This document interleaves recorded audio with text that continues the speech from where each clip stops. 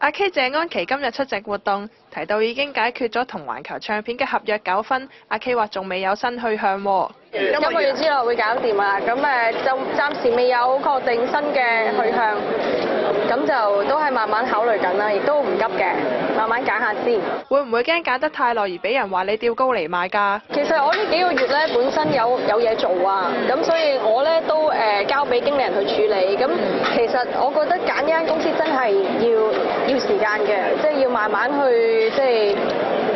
好似談戀愛咁樣啦，即係大家如果有啲人談戀愛，係有啲人談戀愛就好似撞鬼一樣，即係好突然。咁你好突然？呢個我抄黎生㗎，黎生嘅戀愛同撞鬼一樣啊嘛。你點樣形容同環球嘅戀愛關係呢？我覺得係因了解而分開啫。係咪答得好好啊？幾好嘅。其實我哋過往都有好美好嘅回憶嘅，即係留下好多快樂嘅印記。